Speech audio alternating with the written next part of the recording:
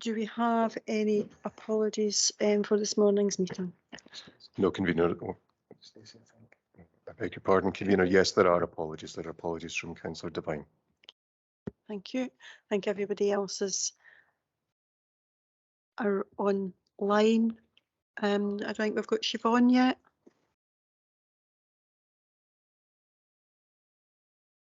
She's maybe just running a wee bit late. She definitely said she was coming online. Great. That's great. Oh, yeah. Okay. So good morning to everybody. Do we have any declarations of interest? No. Okay, thank you. Moving on to the minute of the executive held on the 14th of February. Minutes have been circulated. Can we agree them for accuracy? Agreed. Is there anything in particular related to the minute that MD requires immediate feedback on? No. Okay, thank you. Item 4 is the rolling action log. Mr. Moody. Thank you, convener. And as usual, the rolling action log records the decisions of the executive where further reports have been called for and provides an update as to progress. The rolling action log is, I think, up to date, but is available for members to ask questions. Thank you, Colin. I'll open up for any questions relating to the rolling action log.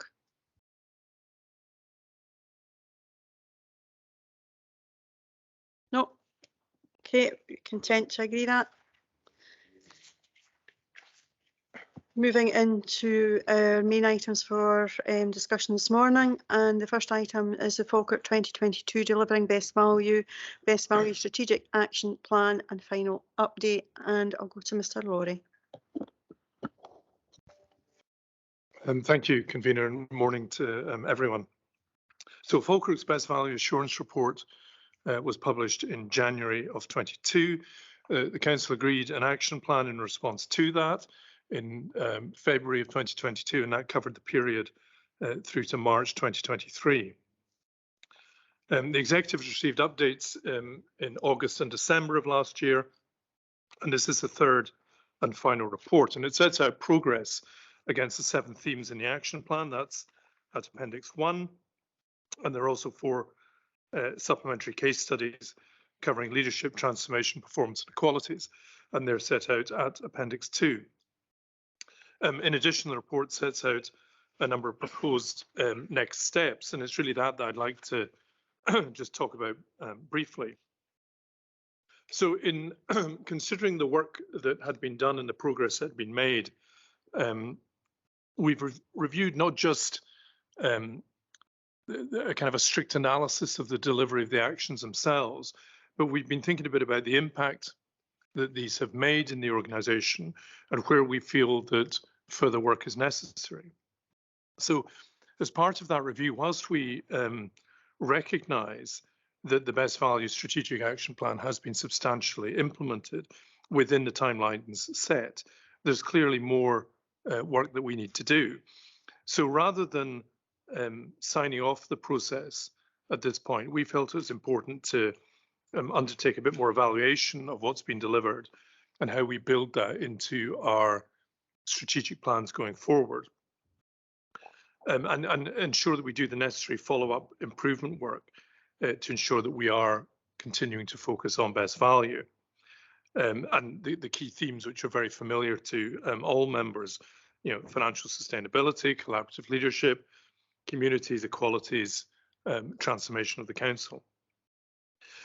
So in order to do this, what the report proposes is 2 self-assessment exercises, one which is going to be, and indeed is being undertaken because it's already started by chief officers, in terms of considering the work that's been done and what more needs to be done. But secondly, we're also proposing that elected members participate in a similar exercise, looking at the progress made and thinking about what more could or should be done, with the idea that the outcome of these self-assessments will then be reported into the Scrutiny Committee in June, and that will then feed into both the refresh of the Council Plan and the financial strategy, both of which are due to come forward to the Council in September of this year. So the report, as I say, sets out the work that's been done against the action plan that was agreed. That is broadly positive. Our view is we need to then give serious consideration to what else we need to take forward in the back of this, not least in the context that we have the best value auditors returning later this year, and thus the proposal for these workshops is set out, and the recommendations are at section 2. Thank you. Happy to take any questions. Thank you, Kenneth, for that. As Kenneth said, following the outcome of the best value audit, the action plan was developed in response to recommendations from the audit, and as a whole council, we've been working through the action plan. Members received a progress update previously, and this is now the final update. That's not to say that that's the end of the work that we require to do. It's not a tick box exercise, but part of a long-term plan to reach our financial sustainability and therefore fulfil our financial strategy. It's designed to take us on a journey, supporting the council in its decision making as we work towards that. That's why, as we close off this action plan, it will then be incorporated and embedded within our financial strategy going forward, recognising that while there's significant progress, and we have some good examples of that in the outcomes of a number of key decisions that the council's taken, we've still got some way to go. Appendix 1 demonstrates the significant work that's been undertaken over the last year. I thank officers for their efforts, not just in developing the best value action plan, but also the work done to implement the plan. There's been a lot of learning, particularly in developing a common understanding of collaborative leadership, which has been central to the plan. And that's not just with officers, but with elected members and between officers and elected members. However, there is still work to do, and that's been highlighted in the next steps in section 5.4. The evaluation process will help identify the work, what has worked well and what has not worked so well, both officers and members taking part in the self-assessment process. This will help build on the progress so far and inform the way forward, taking into account particularly the scale of the challenge, the scale of the financial challenge ahead of us, which in the short term is not going to get any easier. Therefore, it's important that we do have a process of effective decision making, notwithstanding these decisions are going to be difficult. We are due to have a follow-up to our last audit carried out later in the year by Audit Scotland. They're currently scoping out how they intend to go about that, but we know that quite clearly the themes they will be measuring us against will be those that were highlighted for action in the response to the audit. In particular, financial sustainability, collaborative leadership, communities and inequalities. Chief Executive has quite clearly set out the risks to the Council in 7.4, and that therefore needs to be taken as a collective responsibility for ensuring that those are addressed and followed through in terms of mitigations. So I think while there's significant progress being made, there's still work to do, and I think on the theme of that collaborative approach, having the self-assessments carried out by officers and by members will indeed help to inform the process and help to have that embedded within our financial strategy going forward, and hope that will be recognised later in the year by the auditors, the work that has been done and the progress that has been made, and the commitment by all to Falkirk Council. So I'm happy to move the report as detailed by the Chief Executive, and I'll go to Councillor Garner. Happy to second reserve. And we'll now open up for others. Any member? Sorry, Councillor Spears. Thank you. It's really a question for the Chief Executive Officer about collaborative leadership. I always see us here as a council. I always see myself as a member of the community in a council. I don't see myself in the community as the councillor. I see as I'm here to represent the people. Surely this means greater consultation with the public that we represent. The collaboration should really be between the council and the community. As you know, our consultation process is not getting very good press at present. what are we going to do to improve that consultation with the public, where us as a council actually listen to the people in the communities and try and push forward what they would like? Thank you, Convener. The work with communities, of course, has been one of the key areas within the Best Value Action Plan, and members are aware, not least because of the briefings that Kenny Gillespie and colleagues have given during the year, the amount of effort and time and focus we've had on that particular issue. So, I mean, the basic point about the centrality and the importance of working with communities is absolutely right, and that point is well made.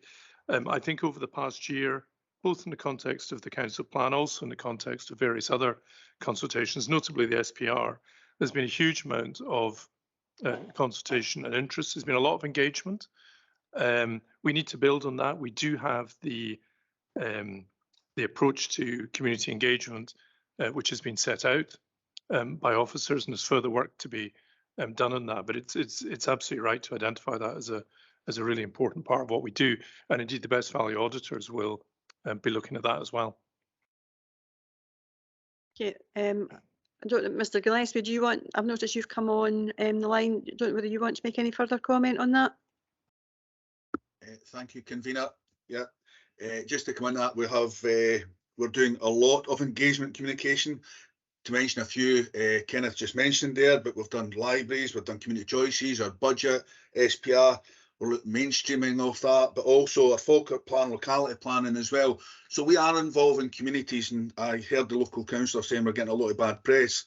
What I would say is we're doing a lot of good work that we're getting there, because we are being transparent, we are being honest, we are being open as well, and that's what our communities asked us to be.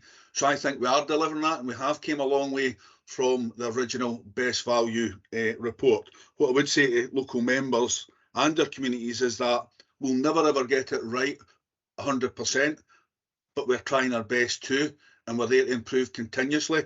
So I think the coming months will show we'll get better at that, but at the same time there's always hard decisions to made when we do engagement, Convener. So I think we are travelled quite a journey from when the first report came out. Okay, thank you, Mr. Gillespie. Any other comments, members? Councillor Nimmo? Yeah, thanks, Convener. I'm a bit concerned that the recommendations are only to note the report. I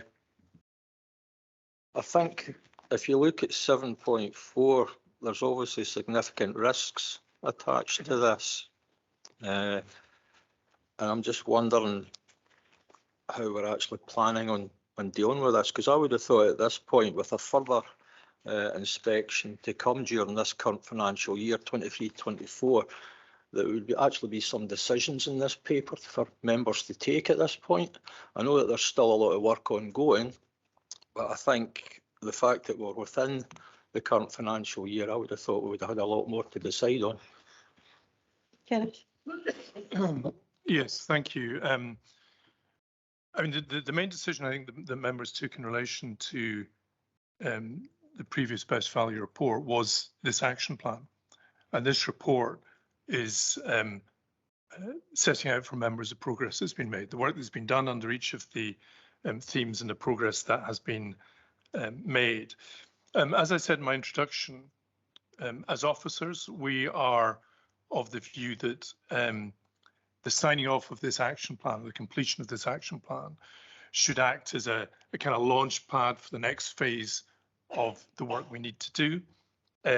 Thus, the workshops are proposed both for officers and members. So I don't think the fact that the report is about noting the progress made in any way takes away from the significance or the seriousness of it, or indeed, and you cited the section on risk, Councillor Nimmo, and we're very conscious that if, as a council, we aren't seen to be addressing the challenges which were set out in the Best Value Assurance report, and indeed many of which are very obvious to us in terms of the work we're doing on an ongoing basis, that will be very serious for the council.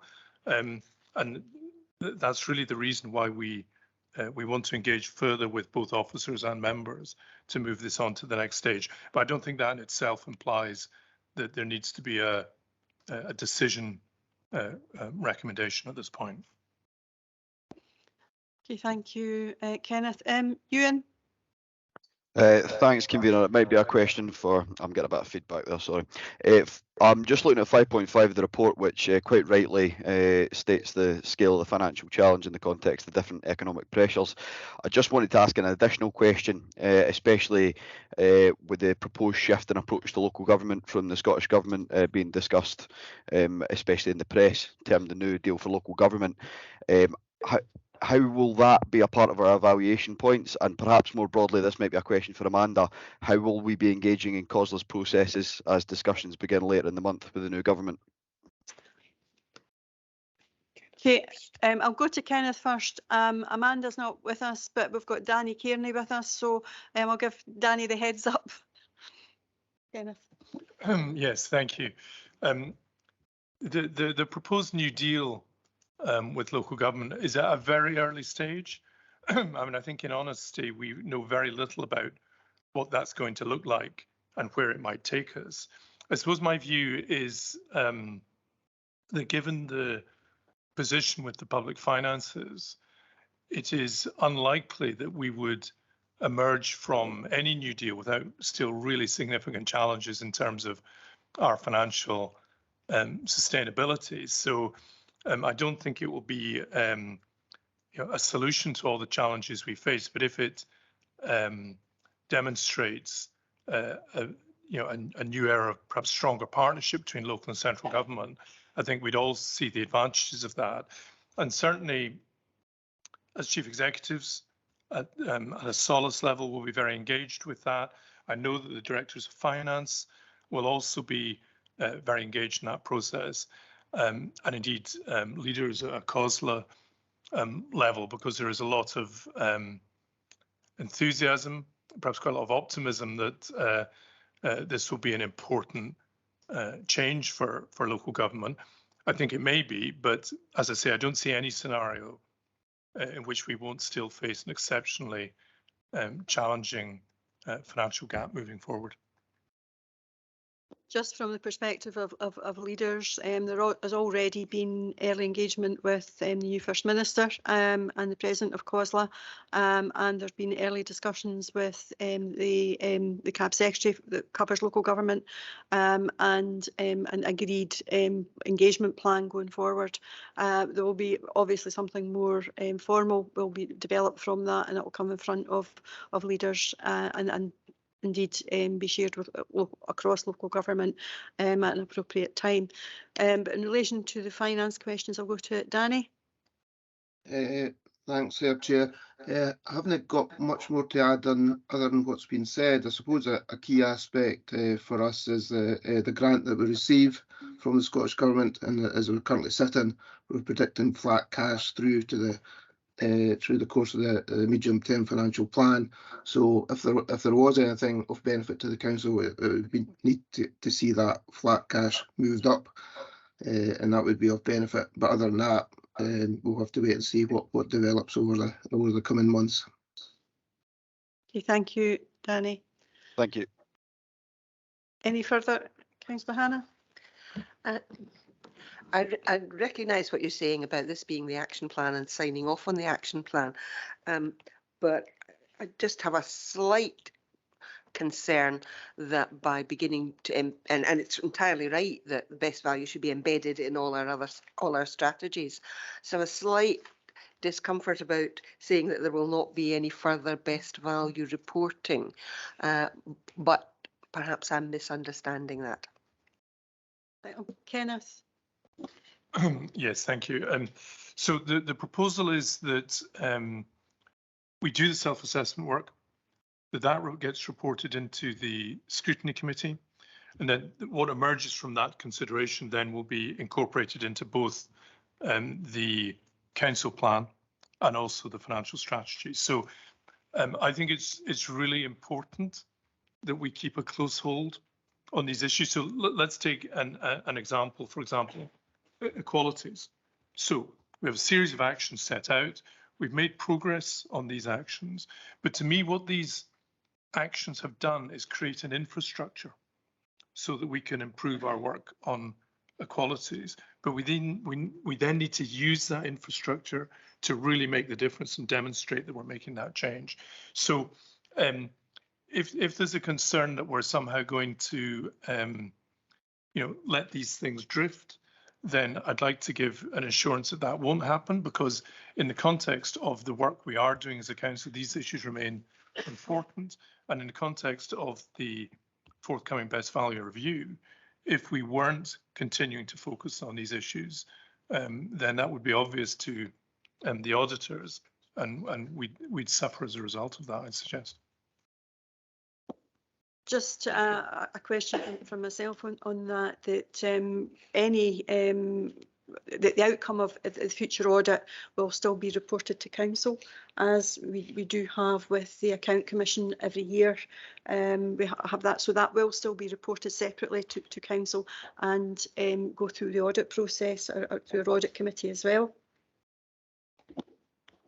Yes, that's correct. So there'll be some time from the best value review, which I think is going to take place around about September, October this year, before the final report is published. But in the interim, we will have the annual report from our external auditors.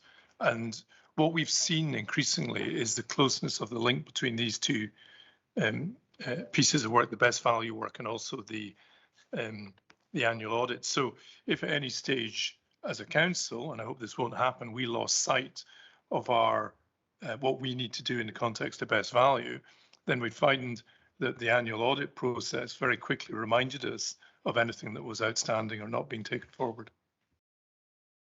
I think that there's a number of opportunities for further reports to come back around our progress around best value and our audit process, as well as embedding the outcome of the self-assessment within the financial strategy. So I hope that maybe gives people assurance that while we are signing off in this action plan, there still will be opportunities for reports to come forward to members and for them to be scrutinised.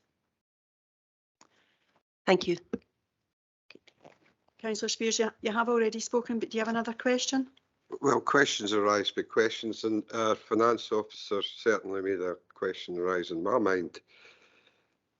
Before the budget, we asked this council to write to the Scottish Government explaining the situation, how cash strapped we were. We never got sight of that letter, but after our financial officer, Mr. Kearney's comments there, will we be writing to the Scottish Government, who I know are having financial difficulties themselves at the moment, regarding an increase in our budget? Because once you're cut to the bone, we are seeing great amputation in our district, and we need our financial package increased. I watch the Scottish Parliament and First Minister's question times pretty closely, and I don't really see this getting discussed by the Scottish Government. Do they not realise that one of their primary objectives is to look after local government, because that's what affects the people a lot more than some of the schemes they bring out? So can I ask, are we going to write to the new First Minister and the Scottish Government and explain how we're at a dire strait financially in Falkirk? I think at this particular juncture, until we see a bit more around the new deal for local government and indeed the financial strategy for local government, I think it would be more appropriate once we've seen that we were able to make proper representation. At this stage, the Scottish Government is constrained with its grant that it's given from Westminster. And I would be a great advocate that if we were going to write to the Scottish Government, we should be doing it to both governments. But I think it's to an earlier stage within the new cabinet secretaries and the proposals around the new deal for local government to be doing that. I think we need to wait and see what comes from that and make our representations. And I think it's probably best that we do that collectively as a local government family across the piece, and as there's obviously strength in numbers. Well, just to answer that, I feel COSLA didn't do us great service before. That's why we need to make the Scottish Government very clear. Let's clear the air here and clear their mind before they come forward with another strategy that local government, not just in Falkirk, but across Scotland, is going down the drain rapidly in a speedboat. And they need more urgent attention than it looks as though they're getting at present. Can I just remind you that Scottish Government does not negotiate with individual councils, it negotiates with COSLA. That is the arrangement that's in place. That's something that I can't change from this particular council. It would need to have gone through COSLA as an agreement. So I think we have the position just now. It's early days. I think we need to see what happens over the next couple of months and what emerges from that discussions. Councillor Bowes. Thank you, Convener. The Best Value report last year did not make good reading, and I'm pleased to see that this report's coming forward. And I know it says it's the conclusion of the 2022. I very much welcome that it's going to be embedded in everything that we do going forward in the future. I think that becomes important. I think the financial strategy, being tied to financial strategies, I think is also extremely important. It's not in the report, and it seems to be the report seems to be spreading from it. But I do also welcome that there has been early communications with the government, through COSLA, which is obviously the place that should be, because obviously they get a bigger strength. 32 councils doing it. We have to obviously take things going forward and see where what's actually going to come out from the Scottish Government as comes forward. Then possibly you look at what you do at that point. But yeah, it's got to be welcomed that this is the progress that's been made within this report. And I think that's sort of been missed a little bit as we've been talking today, that there's been good progress here. The progress, and I think it is detailed in the report, has to continue. Thank you. Okay, thank you, Councillor Bowes. Okay, if there's no other member, are we happy to agree the report?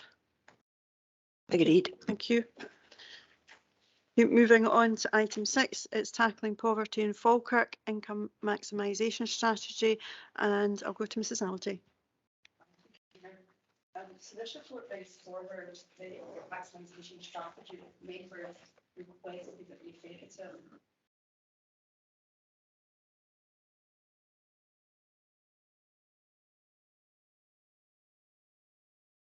Convener, I'm not able to hear online just at the moment. Likewise.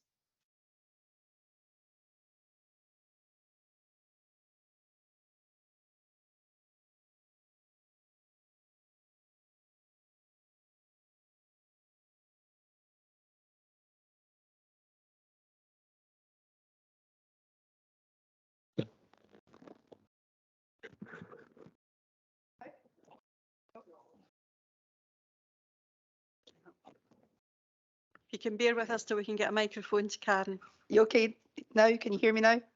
Yeah, loud and clear. Great, thank you. I'll start again then. Thank you. So this report brings forward the income maximisation strategy for members' approval, which was requested at the Executive last year. This work links directly to the actions that we're taking on our wider poverty support that we're trying to put in place for our communities. And this was set out in reports both to the Executive last year and to Council in December last year. Section 5 of the report summarises the work that's been done to develop the income maximisation strategy, which is provided at Appendix 1 to the report. And I think it's worth highlighting that the strategy was developed through engagement with various council services who work on the front line working with communities, along with our partner organisations and community groups, particularly those groups who provide support in this area, such as food support and other essential support for households who are struggling with the cost of living. So really all of those that we know of working on the front line had some role to play in trying to help us develop this strategy. It looks at what more we can do with the resources that we currently have by sharing information, making better use of the data that we hold, and developing some tools which can be used by anyone, whether this be our frontline staff, community volunteers, or the public themselves. So the information essentially that would be easy to use, easy to access, and simple to follow, helping us to better mainstream the support and the advice that is available to individuals. Paragraph 5.4 of the report summarises the actions that are in the strategy, and at Appendix 2 you will also see some information on the communications that will be used to support a communication plan, which will be really important to all of this work as we go forward. The plan is that we will report annually to members on the progress being made against this, and you'll see in the strategy itself that we've set out some success criteria against which we can assess that progress. At section 6 of the report, we've also set out some information on 10 additional housing staff who will be appointed to support this and other work in dealing with the cost of living crisis. And that's using money from the housing revenue account, which members agreed back in February this year. Whilst these posts will support our housing tenants, it will enable us to then free up capacity in other areas of frontline support to ensure that we have additional support for all in our communities. At section 7 of the report, we've given you an update on the LACER fund, which was there to support recovery following the COVID pandemic. And members may recall that we got £2.29 million for that fund to support both businesses and across our communities. At the table at 7.2 of the report, you'll see that there has been a low uptake of the business support, and in part that's because of other grants that became available since the LACER fund was put in place. As a result, we've taken £500,000 from the fund that was allocated to support businesses and moved that across to the household support fund to provide more support for those in low-income households. Whatever's left of the remaining balance of the business support grants that were there, that's around £280,000, that will continue to be used to support activities linked for business support. Section 8 gives you an update on the Household Support Fund itself.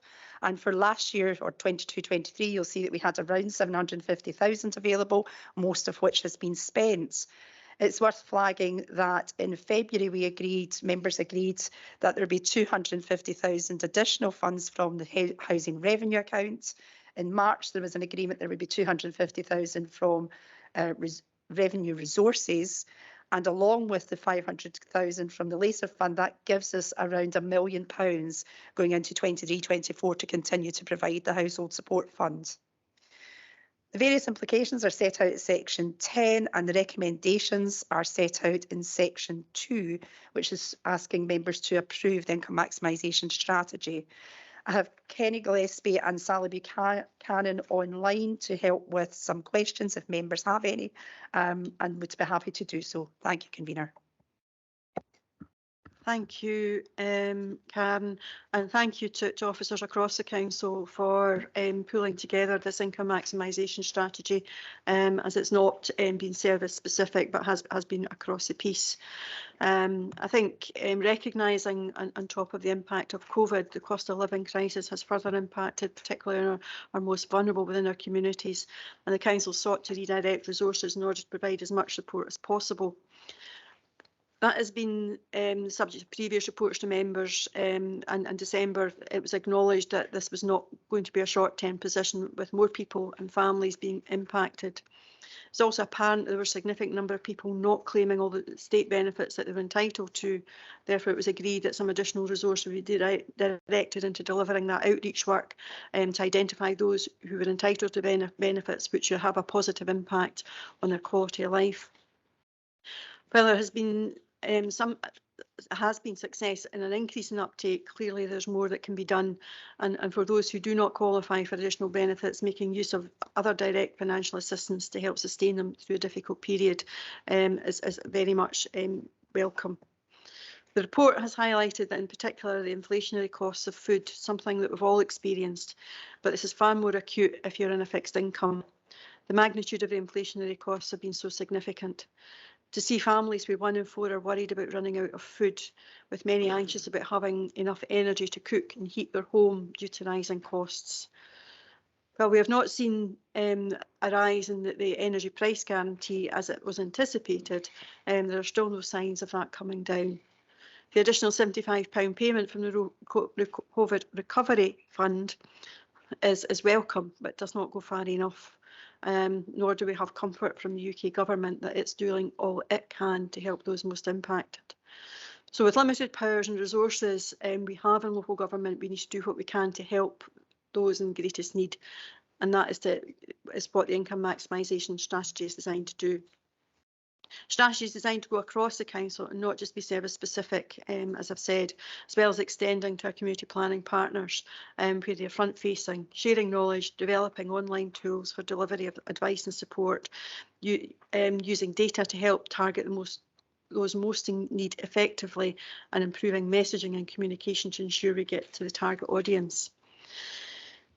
We'll also look to measure the effectiveness of the strategy over the next 2 years, and that will help inform future plans as we go forward. Further practical support will be provided through housing services by the staff resource, and this staff resource, while will be focused on tenants, this will free up capacity within our welfare benefits and advice team to deal with non-tenants, thus a greater resource to help those right across the piece. Further practical support will come in the form of the financial resources being utilising underspends from the COVID recovery funds. Acknowledging that the funding provided for businesses has been undersubscribed with low uptake, so a proportion of that spend will be used to help support the household support fund. This still will relieve a residual pot available to support businesses as they also have access to the shared prosperity funding. Along with the additional funding allocated from housing and our revenue budget, this will give a combined pot of around £1 million for the household support fund to help those in need over winter. We hope these actions will help to increase disposable income, alleviate some of the impacts of poverty across the council area, and help support the local economy. What it will not do is eradicate poverty, and that is something that we have to continue to focus at a higher level and encourage all governments to look at doing more in order to be able to progress that. I'm happy to move the report. I'm going to go to Councillor Hannah now to second the report. Thank you, Convener. And I'd like to echo the thanks to all the officers who've been involved in this, and I really welcome the fact that it's being taken across all the different departments within the council. The problem of poverty is a problem that all of our staff need to be aware of, and all of our staff need to be doing their bit to try and improve it. The other thing I'd like to say is that it's important to remember that it's not just council staff, and I'm really pleased that there has been a collaboration with the various community advice agencies, the various other agencies in the third sector providing this kind of support. We were just discussing recently at the Integrated Joint Board the issue of the carer strategy and the importance of income maximisation in that area, which is undertaken by Citizens Advice. We've talked about the low uptake of the Releaser Fund, which is interestingly now going to assist with the problem of low uptake of benefits. And I think we need to remember that the low uptake of benefits goes across not just the poorest people in our society, but impacts on people on a range of income levels. Many people think they're not entitled to benefits, and they really are. And it is a legal entitlement that they have. There are 1 in 3 of the people over pension age who are entitled to pension credit are not getting it. 1 in 3 working people who are entitled to universal credit are not getting it. In terms of disability benefits, we don't have figures for the numbers of people who are not getting the disability benefits that they're entitled to, but we do know that there is a major problem, that it is a high issue. Across the whole of the Falkirk Council area, there's around £37 million that is not being claimed by people who are legally entitled to it. The cost of living issue, which has been referred to by the convener, is really, really important. And in the situation where there are so many people who might be entitled to more money, I'm really pleased to see that we're developing this income maximisation strategy to try and ensure that people are getting all that they are legally entitled to. Really pleased to see that there's been a number of issues addressed. First of all, the fact that people don't know about what's going on. So the poverty awareness sessions are, I think, very, very important. And I'm really pleased to see that that's happening. And I do hope that this will begin to address the issue of the stigma and the pride that people have and the reluctance people have to making claims. I think it's important to point out the work that our staff do and the work of the third sector advice agencies and the benefit that it has. So although local businesses may not have been taking up the ELASER funds that they were entitled to, every pound that's put into advice and support work in the advice sector generates £13 in benefits for people. And that £13 is then likely to be spent in the local economy. So it does, in an indirect way, impact on the local economy and assist people. So thank you to all the staff who have worked on this. I look forward to the reporting that will come back on the impact of the income maximisation strategy. And my regards go to all of you. And I realise that in this particular climate of the difficulties with the cost of living, the staff are already very hard pressed, and as are many people in our communities. And we need to ensure that the people in the community get as much help as is possible. So thank you very much. Thank you, Councillor Hannah. Councillor Spears. Thank you. I think the message that needs to go out today is especially Councillor Hannah's message about benefits uptake that crosses the whole section, because the greatest poor just now are the people that are not on benefits, the middle income people who have increased mortgages, energy costs, they're working, they've got 3 kids, they're trying to run a car, a holiday's out the window, as you can imagine. These are the people that are coming to food banks now, but they are not eligible to claim. So if they are eligible to claim, good news. Let's the message for this meeting be advertise it. There's 37 million quid sitting there can help these families, and these people are working for a living. Let's make sure they know about it, and let's make sure that they're in a position to claim it. Okay, thank you. Remember, poverty divides societies. I was watching Oliver at the weekend, and that's a very good example of 2 sections of society. And when one section starts living off another section, that's revolution. And we are at a stage now where people are really poor. And here we are sitting with £37 million. Let's advertise this. There's no posters, there's no letters going out to people. People should know about this, and people should have the opportunity to claim. If it means they can keep their house, if it means they can heat their house, if it means they can keep their family together, then we should be making a bigger play than we're making up at the moment. Thank you. Thank you, Councillor Spears. Councillor Nimmo. Yep, thanks, convener. Totally agree with Councillor Hannah and Councillor Spears. £37 million of benefits unclaimed, that's an astonishing figure.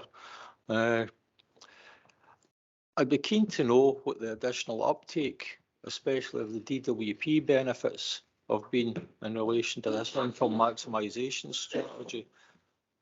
What figures are we talking about here? Because I couldn't see anything in the report regarding an increase in the DWP benefit situation.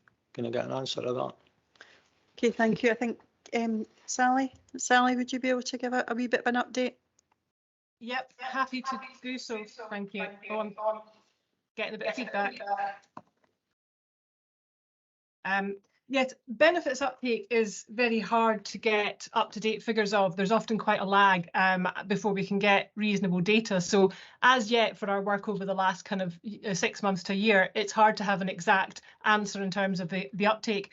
What I can say is that over the last year, we've seen an increase in our financial health checks carried out by a welfare benefits team.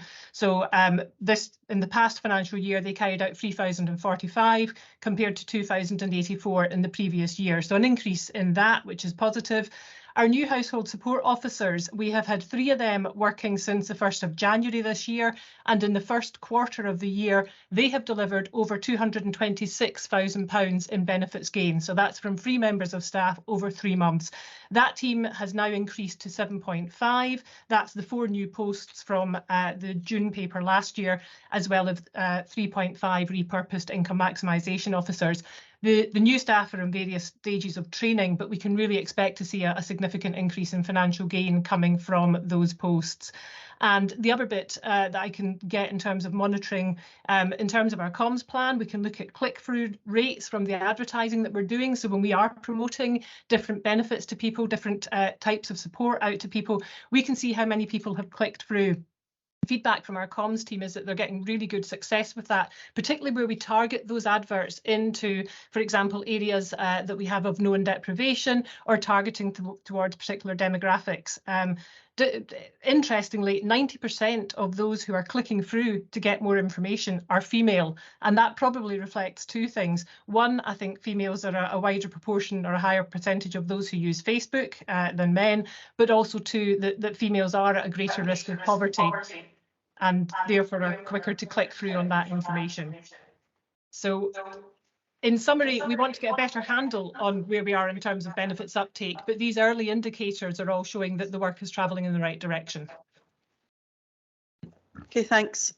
Sally? Convener, can I just ask a follow-up to that? This figure of £37 million of benefit unclaimed, how accurate is this figure? Has this figure of 37 million been reduced, or are we currently still sitting at 37 million? I can come back on that one. The 37, I think it's actually 36 or just under 36.5 million per year. In terms of accuracy, it is an estimate, and it's an estimate from Turn to Us, and it is actually based on Falkirk's proportion of the UK figure for unclaimed benefits. So on that basis, from that source of information, I can't get an up-to-date figure that says, you know, from the work we have done, that's gone down now to, say, 33 million, unfortunately, because of the way that that's calculated. That's something we're quite keen to look at, is how we can actually look into individual benefits and see if we can see increases in uptake or where Falkirk's performing better than other areas. But that figure is a proportion of the national figure of unclaimed benefits. So it is an estimate, it is an indication. Thanks, Convener. Okay, thank you. I've got Councillor Steinbank. Yeah, thanks very much, Convener, and thanks to those who brought forward this report. I'm going to go to figure 2 in Appendix 1 of the strategy, which is a very extensive analysis, and I'd like to thank people. I'm not going to go through it line by line, but there is one question I do have in relation to one weakness that was identified, that there is no one place to go with all the information on support available. Now, I think that's definitely true, but I also think that there is a wealth of community resources out there, and when I was wandering around on Easter Sunday, I did notice that some folk had put posters up in their close for third sector organisations, council services. Our communities are definitely trying to let people know where they can go to get support. So I think my questions around communication on work being done already within people's communities isn't always available directly on the same scale as, for example, the council's social media and communications. How can we get an approach which is going to pull up general awareness of what is available closer to people's front doors? Yeah, thanks. Okay, thank you. Karen, do you want to take that? Yeah, thanks. It's a really good point, because I think the more we communicate, the more benefits we get out of all of this. I suppose the part that Sally was just talking about the increased access to some of our advice services is through some of that communication that we're starting to do and we're starting to see. And you can also see the uptake of the Household Support Fund, for example, which has been really significant in terms of that uptake. Some of that has been through as much the council communication, but more so word of mouth of our residents who start to get to know about it and tell others in their community about it. So that's really important. But I'll bring Sally in because she'll have more detailed information on some of the work that we're also doing as part of our work on the income maximisation strategy. Thanks. Okay, thank you, Sally. Yeah, thank you for that, Karen. And I think that's exactly the sort of thing we want to get going better with through this income maximisation strategy, is really kind of, if we can get really clear, simple to use information and tools out to people, they'll be picked up, they'll be used, and that can be used by community organisations who are regularly supporting people. I think our entitlement to benefits calculator is a really good example of that. It's a simple online tool that anyone can use, but if actually you don't have online access yourself, someone else can take you through that, a volunteer, and it gives you that indication of what you might be missing out on and then how to follow up with that. So I think the more that we can develop really simple messaging, and then that can be picked up and used by our community organisations and our partners, that's what we're really keen to do. There's also the libraries as well, so we're looking at not just online information, but how can we replicate some of those messages out, putting more information into our libraries, which are used by public but also by a lot of community groups. So again, that should help spread the word. So we're very keen to work right across our community planning partnership and third sector organisations to really make sure everyone in Falkirk knows how to get someone help. I always say this isn't just about, you know, staff having information for the people that they're working with, but it's everyone having information for your next door neighbour or your auntie or whoever it might be that you come across who is struggling, so you can say, well, you know, let's check what you're getting and let's find you some more help to claim. Thank you very much. Okay, thank you. I've got Councillor Bowes. Thank you, convener. Can I say that I like the fact that we're actually learning some of the lessons that, from what's happened over the last couple of years, particularly in the time of the pandemic. When one of the problems which a number has found that we're working closely with community groups was we're finding people who we didn't know had problems, and it took time to find them, and it took communities being involved. And I totally agree with Sally's approach and getting out to libraries and using also the third party community organisations to get the information out there, because not everybody's got a digital footprint, and I know Sally's very, very aware of that. Can I thank Sally for the work that she's done last year? She covered quite a bit when she's on there with the number of reviews and things like that they've been doing, increasing by up to 50% in one of them. It's something that's got to be welcomed. I think the introduction of the additional staff will be the part that actually allows us, as somebody once famously said, you don't know what you don't know, but that will allow us to actually get to know some of the information, because it took some chapping of doors, it took talking to people to find out, people who weren't coming forward for help when they did it. One of the things, and it's been kind of the way it's been presented so far, about whether it's 37 million or 36.5 million, I think Sally hopefully made it clear enough. It's not Falkirk Council that's sitting on that money. That's money. It's UK government money. It's throughout. So rather than suggesting that we are sitting on 36.5 or 37 million, it's not. But it's getting people, it's getting to the people, so that the people can make sure they can claim what they are due from whichever body. So I very much welcome this report. Okay, thank you, Councillor Bowes. Councillor Kerr. Thanks, convener. It's a very important report. As past speakers have said, there are people there who are struggling, really struggling. And Sally mentioned with regards to people who are not digitally minded. I've got a couple who sit beside me at church. One of the big problems, and they actually highlighted, how do we pay for, this is not to do with this, but how do we pay for our brown bins? We didn't use digital stuff. How do we do it? They phone in 50, 60, 70. It's 25 or 35 minutes to get through. They just get up. So the same will happen with anybody trying to get into these benefits. And we've reached 74% of people for the COVID economic recovery. How do we reach the other 26%? Because they are due that money. I had a constituent phone me last week and got a letter that was to receive £75. He didn't know what it was for. He was glad he was getting it. He had not a clue why he was getting it. And through contacting the relevant department, they phoned them and got it sorted. But communication is a must going forward for this money, because there's people who are due it and who need it. I've got one question, convener, and it's regarding the additional staff.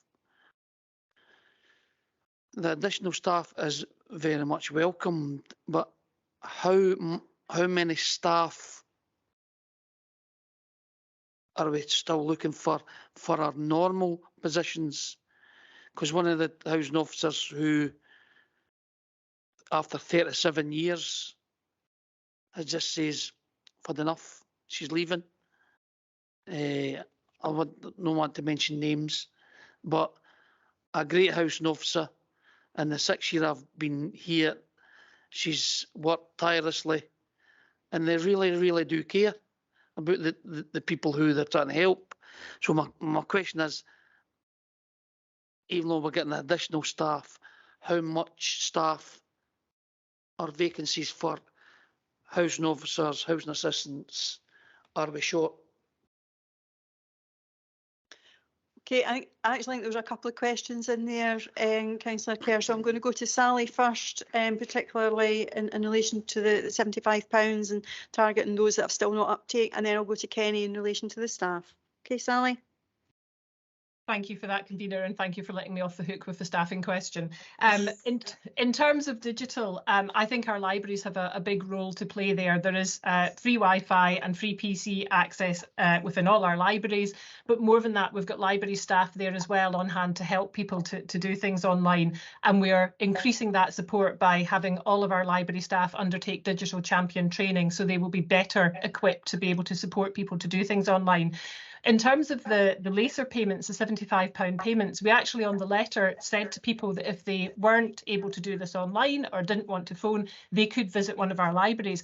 And this was on the whole really quite successful. So many people did come along to our libraries. They were assisted to make those payments, to put their information online and to get that money. But it also brought people into our libraries who then could see what libraries had to offer. So we ended up with 264 new library members in the main week that after those letters went out, in comparison to 97 new members the same week the previous year. So that's people learning what's going on in their libraries and what more they can do to help people.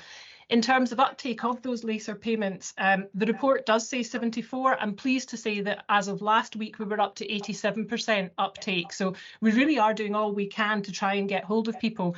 There have been a few people who weren't sure what this was about and who, had to seek further for help, as Councillor Kerr has mentioned. But I think overall, over 10,000 people, 10,891 people have now successfully claimed that £75, and most of them did manage to do that without requiring additional assistance. So I'd take that as a reasonably positive reach. In terms of the remaining, whatever that is, 13% that is left, we are now looking at where they've got a balance on their council tax account, we will then credit that money. So if they've got water payments still to make for the year and things, we will credit that £75 across onto there for those that have got any balance sitting on their council tax. So again, reaching out to more people. So I think we've really kind of explored every avenue to try and reach people there for that £75 payment. And I think 87% is actually quite a good achievement. Okay, thank you, Sally. Kenny, in relation to the staffing?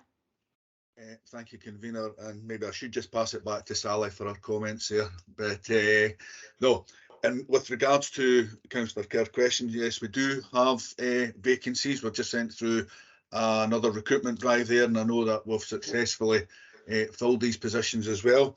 But again, just to make the committee aware, we do have a graduate scheme as well, where we're comfortable that 70% of the graduates have a permanent post within Falkirk Council. The others will then go elsewhere and get a permanent post. The posts that have been identified within this report, we're looking to work with our colleagues in our HR division to look at potentially retraining some of our existing staff and elsewhere who might look for a career change. So this is one of the areas we thought would be a positive to again to support a different direction with some of our current staff. So as Councillor Kerr has said earlier, we're no different than any other section that we are losing staff, but we're also gaining a lot of very good staff at the same time, and we're through a transition period. The idea of the additional staff is also to allow staff to spend more time with individuals when they're at their annual check, but to pick on the things that Sally had said earlier, to look at what support they are getting, are they due any other support, but also when they pick up some of their neighbours or their extended family as well. So I'm comfortable that we will be coming up to full strength in the coming months through the different options that we have, Convener. Okay, thank you, Kenny. Content with that, councillors? Thanks, Convener. Just one final question for you, and I don't know if it's Kenny or if it's Karen. Where do our residents, where are they able to make cash payments if they need to make cash payments instead of online? Karen? No. Sally, are you able to pick that one up? Yeah, certainly both our libraries and our advice hubs can help people to make online payments. So, you know, if you're going in, if you've got your card and things, our advice hubs can help, our libraries can help with that. I'm not sure about cash payments myself, but Kenny put his hand up. Yeah. Convener, yeah, I put it up. I was trying to get it back down in regards to your answer there, but we also have pay points that, and I'm happy to forward that information on to the councillor. That's fine. That'd be nice to put it on to everybody, Kenny, so everybody gets an idea. Okay. Thank you, Convener. Do we have a fairly comprehensive list of pay points? Because I think that would maybe be helpful to be able to share with our communities, so that they know that that's where they can make the cash payments. Okay, thank you, colleagues. Before we finish, I've been looking through the report and the recommendations to approve the income maximisation strategy. I've been frantically trying to see the reporting of it when we get feedback, and I can't find it. It's maybe in there somewhere, so apologies for that. But I do wonder if there's a potential to be able to get a feedback at some strategic point, so that we know the direction of travel, the movement that's been made, and therefore know the effectiveness of the strategy. And so I'm looking to somebody to advise of when we could maybe get an update on that. Okay, I've got Karen and Sally coming back, so I'll go to Karen first and then I'll come to Sally. Convener, there is a mention, and I can't find it exactly, but there is a mention in the report that we would report annually against the success measures. But I do know that members are really interested in the progress we're making in this area. So members would like that, certainly in the short term more frequently, maybe a 6-month report, so that we let the strategy bed in and we can report back 6 months initially, so that you can see the progress that is getting made. I would suggest that if members are comfortable with that. I think I would be happy to see a report back in 6 months, just so that we can see the progress of it. And I'll look to everyone else to see if they're content with that. Yep.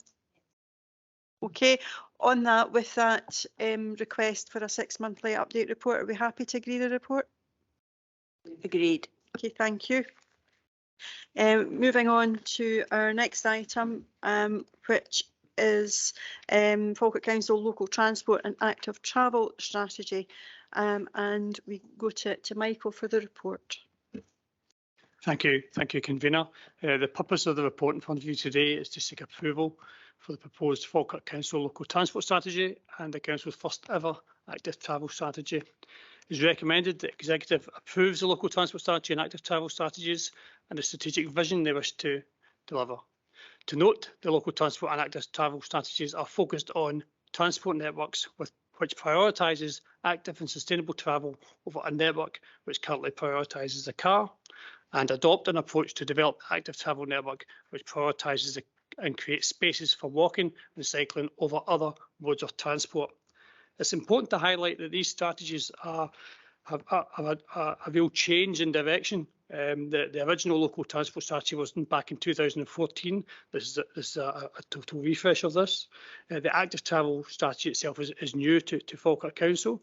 The vision for a local transport strategy is a transport system that encourages active and sustainable travel choices, creates and connects better places, and promotes well-being and community regeneration. The key values within the local transport strategy include accelerating sustainability, improving inclusion, achieving economic growth, and enhancing existing infrastructure. In terms of our active travel strategy, we wish to have a vision where communities are shaped around people with walking, wheeling, or cycling, the most popular choice for shorter everyday journeys. And the key value and guiding principles are in terms of making people first, in terms of travel and sustainable investment. Falkirk Council has made significant investment. We have over 600 kilometres of active travel pathways across the local authority area. We've invested over £30 million in the last 25 years. This piece of work has been going on for quite a number of years now. The consultation exercise was very extensive. It commenced back in September 21. It has been working very closely with other key strategies, particularly the Scottish National Transport Strategy 2, the National Planning Framework 4, and also our ambitions regarding 20-minute neighbourhoods. These two strategies are very important in terms of when we consider planning applications, so for future developments, where we consider the modes of transport, the active travel encouragement, and also how much parking and how much provision we provide within our town centres in particular. It's also important in terms of how we secure external funding. These strategies put us in a very strong position in terms of how we wish to support our communities, how we wish to create more path networks, etc. across the Falkirk area. We're currently involved in a new town centre strategy for Falkirk itself, and also looking at working on the growth deal for Greenock Grangemouth and a new strategy for the Grangemouth town centre. Both these strategies will consider seriously the importance of active travel and the transport network across those communities. I have my colleagues Eve McWilliams and Lynn Slavin, who've been working on this piece of work for a number of years now, and happy to take any further questions you may have on that. Thank you. Okay, thank you, Michael. I'll go to Councillor Garner. Thank you, Convener, and thanks to Michael, Malcolm, Eve, the team, and especially to Lynn Slavin for putting this report together. I'd like to begin by saying how important it is that Falkirk Council has a clear and ambitious plans for sustainable transport.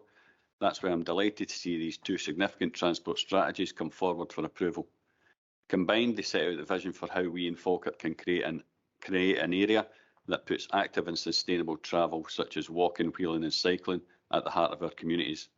It's nearly 10 years since the previous local transport strategy, and since then there have been many changes to the national, regional and local priorities.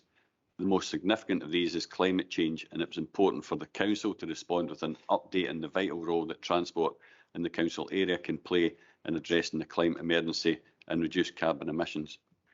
The proposed local transport and active travel strategies establishes the policy direction and framework for transport projects and investments for the next 10 years.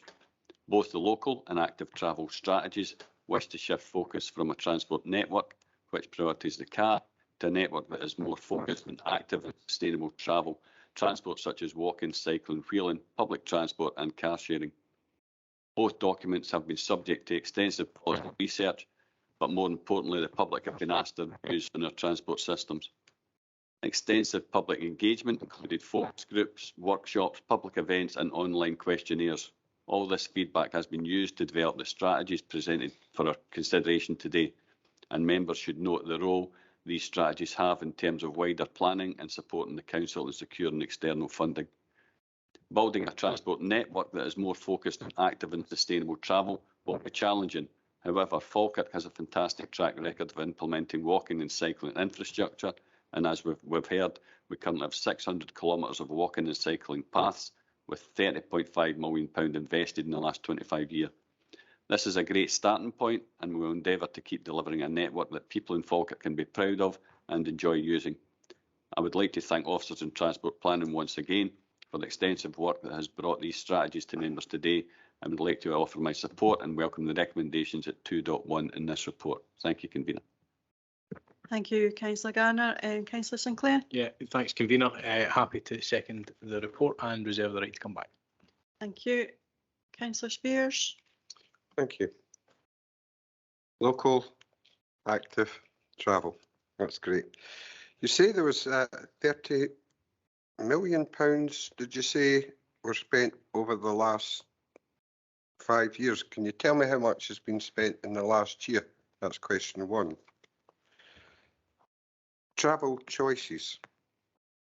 We are going into a debate fairly shortly where we're going to extend the free travel for school kids. Will there be buses available for these kids, especially in my own area, Skinflats, the old town, where they would have to cross the busy Earls Gates roundabout at very early hours in the morning? So will there be an adequate transport system in place, especially in the winter, for these kids to get to school? And I can speak for kids in Denelon Head, Blackness, and of course up the Braes, which is going to be especially affected. You want safe routes for walking and cycling. How much money has been spent to make sure that these routes will be safe for these children to use?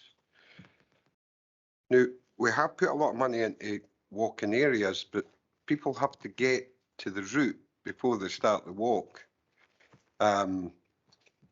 Once they've dodged the potholes, are these routes fairly safe to walk? So has a certain amount of money that you'll be able to tell us been set aside to improve these routes and make them safe routes? Thank you. Okay, thank you. Can I just say that we need to be careful and not straying into a debate around the home to school transport, as this is not on this particular agenda. And I think we just need to be careful not making preempting any decisions that may be coming before members on that. So I just need to say that at this moment in time. And just remember, this is a strategy. The action plan is still to be developed from that.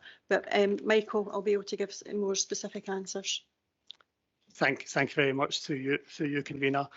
Just a correction, that the £30.5 million has been spent over the last 25 years, Councillor, not the last 5 years, not the last 5 years.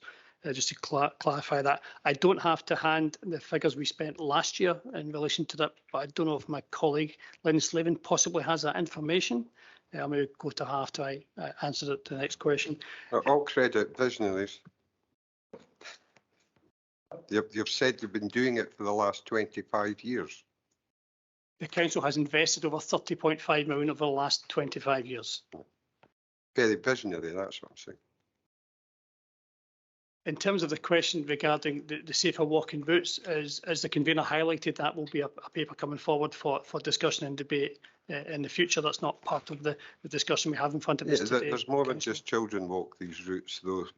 You've got an active travel plan to encourage walking and cycling, and I'm asking you about the safe routes to school for everybody, not just the children that's going to be seriously affected if this comes into being.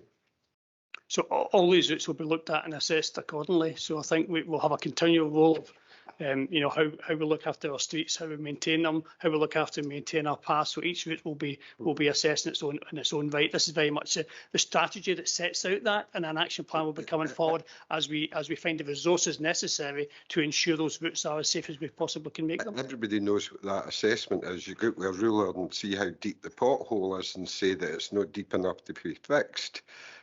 But we're looking to get safe routes, especially to schools here. I agree. We'll ensure we look at that as we go forward. Okay, thank you. Lynn, do you want to pick up any of the points there that were referred to? I just want to say the 30.5 million did include extensive investment in routes to school. We have done a lot of work in all the school catchments in terms of safer routes to school. In terms of figures for the last year, I would need to come back to you on that one with the specifics. Are you talking about the current year 22-23? Yeah, that's correct, and maybe I can get in touch with you and highlight a few places that are really quite unsafe for to get to school. We're talking about surrounding Zetland Park and Grangemouth access and egress without any double yellow lines and people parking, kids in the middle of the road before they can get across. Councillor Spears, can I ask that maybe take that offline, because that's getting into very much specifics. This is a strategy across the board that we're talking about. I've got it across, so thank you. Okay, I've got Councillor Bundy, then Councillor Steenbank. Thank you, Convener. One of the reasons why I am a Scottish Conservative is because I want to conserve Scotland's natural beauty and environment. Our nation is known around the world for our landscape, and as its custodians, we have a moral obligation to protect it. We also have a duty to complement these efforts and enhance our nation's beauty by making beauty a priority in our urbanisation efforts. In Paris, where I was last week, strenuous efforts have been made to roll out active travel networks. In some areas, through the simple addition of the correct trees, beauty has been protected and enhanced. But in many areas, trees have been removed to make way for more concrete. The unpleasantness of the grey undermines the beautiful architecture and lowers the morale of citizens. Since being elected, I have made numerous contributions highlighting the importance of focusing on reducing area-wide carbon emissions, believing it is the only way we will support the creation of a sustainable economy in the long term. Therefore, I am a supporter of active travel and will be supporting this motion today, but I cannot stress how important it is for beauty to be prioritised in the strategy and the rollout. As a council, we also must prioritise supporting efforts that encourage behavioural change, particularly in short-term journeys. I believe, however, that being anti-car or anti-private ownership is not the answer. The answer is making walking and cycling more attractive for short-term journeys. One way for doing this is by making it easier to walk in areas associated with busy traffic. In my ward, these areas could include Graham's Road and Glasgow Road. In my election last year, I said I would champion the rollout of active travel paths to sustainably support our environment and economy, and thanks to a Falkirk Conservative amendment in December last year, this pledge is being delivered with the exploration of active travel networks in Falkirk High Street being prioritised. Page 162 of the papers in front of us today say, and I quote, "We are working to make 20 mph the norm for places where people mix with traffic," end of quote. Thanks to another Falkirk Conservative amendment in last month's budget, £500,000 has already been secured to support these efforts. On page 157, again I quote, "We will prioritise investment in street lighting," end of quote. After speaking to the charity Go Forth in Clyde, local businesses and constituents, the lack of street lighting at Lock 16 has been a constant concern raised with me, especially on the grounds of public safety.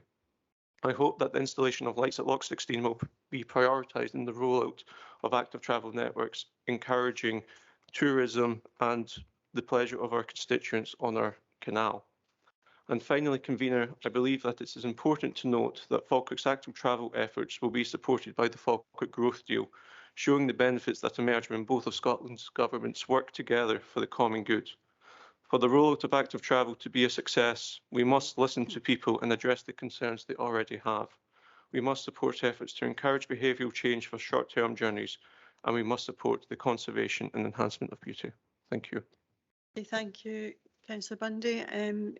Michael, have you any particular comment in relation to that? No specific to, well, there wasn't any questions, but I suppose that the key thing you mentioned in terms of beauty and planting and opportunities to make our places attractive and to encourage people to have the choice of using active travel mechanisms rather than the choice of the car is very much the direction of travel we wish to take with a strategy. So it's about making our places more attractive, to making the choices more attractive than using your vehicle, and very much support your view in that regard.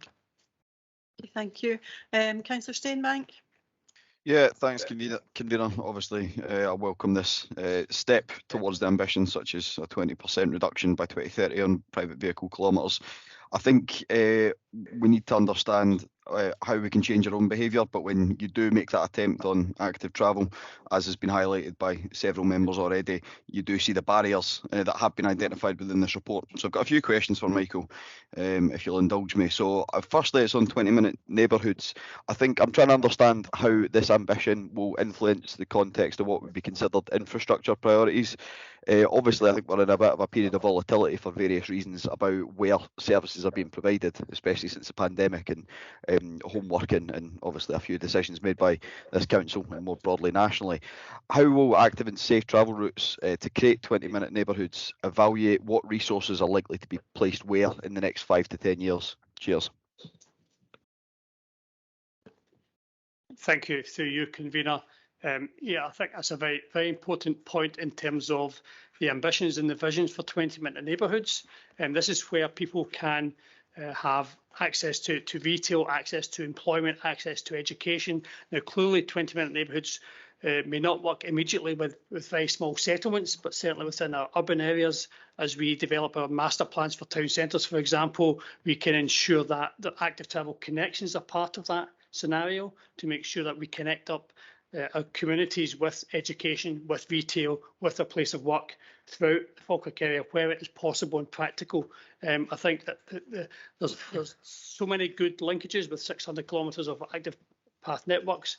There are opportunities to get on your bike, so to speak, and to wheel and to walk to various different locations to carry out your normal day-to-day tasks. I think it's certainly an ambition, but we've got to recognise also that in smaller settlements it may be more difficult, more challenging to provide all those elements within a 20-minute neighbourhood, but certainly the ambition we wish to aim for in terms of much better connections, and we'll do that through our planning processes, through our master planning processes, and through the investments we make, whether that's through the growth deal, levelling up, or whatever. Right, thank you. I've just got another question. It's more a clarification. It's I'm just looking at it's page 22 in terms of the actual report, and it's about appointing an active travel education officer to engage with the education sector. Could I just get a bit of elaboration about what that role will entail? Could I refer us to Lynn Slavin, please? Yeah, Lynn. I'm not involved in recruitment, but I can tell you that it'll be engaging with schools to look at things like what school weeks, looking at bikeability training. It's really engaging with each school individually and asking them what their issues are and trying to do kind of educational programmes with schools. We have done school work for the last 20 odd years. That was one of my first jobs. So it's really just, as it says, it's looking at the education and behaviour change side of active travel. Say we can put routes in, we can put the infrastructure in, but often it's to do with people's behaviour and trying to encourage them to use those. And usually you find if you can engage with children young and encourage and embed those kind of habits, hopefully they will take that into their future life. So it's really just an officer that will embed in the transport planning unit, and the role is to engage with schools. And we have a suite of measures. We won't just enforce certain programmes in schools. We will engage with them, ask them what it is their issues are, and try and do bespoke packages for them, because a rural school will be very different from a town centre school. So that's the kind of, it's more the very behavioural change side of things. And if there are any issues to do with infrastructure, then that can get fed back to the transport planning team in our network department. So it's both education, but we will look at infrastructure stuff if those get raised within the school environment. So essentially it would be to develop the bespoke packages on behavioural stuff, and then just referral. Yeah, no, thanks. You've answered my follow-up that on that It's one. not been recruited yet. My boss is in charge of the recruitment, but my understanding is it's hopefully going out for advert soon. Excellent.